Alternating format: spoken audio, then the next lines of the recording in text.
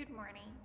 So today I wanted to share something that kind of started because of a discussion that I was having with a friend of mine. And so I'm going to read a couple verses and then I'm going to kind of talk about the church and sitting in these pews and who you have sitting around you. And first I want to share out of John 17. And it's a section where Jesus is praying for us as believers. So he's getting ready to go to the cross, and he's praying for us, which to me is just powerful in and of itself, that Jesus prayed for me before he went to the cross. Like, I can think of a lot of other things that would have been on his mind, but he was thinking about believers in the future. And this is one of the things that he prayed for us. He said, may they be brought to complete unity and I got a little lost there. May they be brought to complete unity to let the world know that you sent me and have loved them even as you have loved me. And then if we flip to Acts chapter 4, verse 32, it says, all the believers were in one heart and mind, and no one claimed that any of his possessions were his own, but they shared everything. With great power, the apostles continued to testify to the resurrection of the Lord Jesus, and much grace was upon them all. And so this conversation that I had that kind of made me start thinking about these verses was a friend of mine was talking about how she thought, when I come to church, like everybody at church, like if you're at church, you've got it together. Like it's the rest of the world that doesn't have it together, but I need to have it together at church. And I laughed and was like, well, I don't have it together. And I'm pretty sure that most of the people sitting in the pews don't have it together.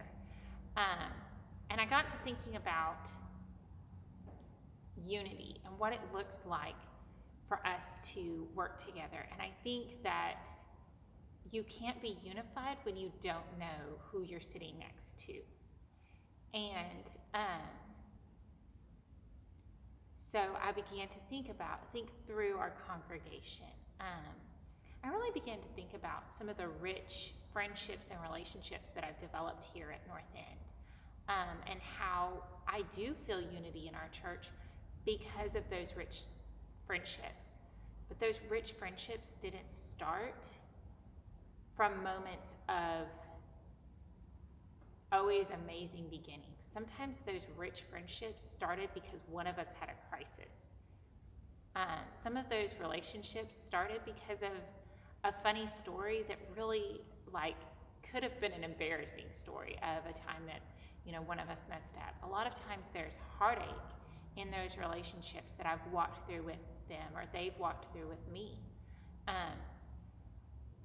So I think if we sit in these pews and we expect to, I need to be the put together Christian, I need to come and I need to have it all together, and I need to not have any problems, or maybe not let my problems show, we stop the unity of the church. When you look at the church in Acts, we often talk about it was the early church, it had no problems. But then, when you read, the early church had problems. I mean, they had persecution, so they were attacked from outside. There was also problems inside. There was the quarrel among, where the Greek widows being well cared for versus the Jewish widows. And there was the whole Ananias and Sapphira issue. I mean, that was wow. And then, as you read Paul's letters to the Corinthians, the early church in Corinth definitely had all sorts of problems. And really, most of his letters were because a church was having problems. You didn't want to necessarily get a letter from Paul because it meant your church was struggling. And so the early church had problems, but there was they knew they had problems and they knew they needed Jesus. And that section in Acts I go back to, they continue to testify to the resurrection of the Lord Jesus, and grace was upon them all. We don't find our power in being perfect in and of ourselves. We don't find our power even in being a mess. Um, we find our power in the Lord Jesus Christ and his resurrection and the power of who he is. And so if you have ever been sitting in a pew and thinking, if you only knew, let me challenge you today. Reach out and tell someone what your if only you knew. Maybe your if only you knew was, you're having marriage problems. Or maybe your if only you knew was that you can't stop crying. And you just, when you're at home, in your bedroom, you're crying. You put on a happy face anytime you're not there, but every other time you're just crying. Maybe your if only you knew was that you're feeling anxious to the point that you're sick to your stomach. Maybe your if only you knew was that you were scared to death about something that's coming up and you don't know how you're going to handle it. There's also positives if only you knew. Maybe something really great is happening in your life and you don't know how to share it because you don't want to sound like you're bragging. The richness in the New Testament and what Jesus prayed for our churches was unity. It wasn't that we would have perfect lives. It was that we would be unified. And we're unified as we come together and celebrate together, mourn together, struggle together. There's a unity found in the struggle.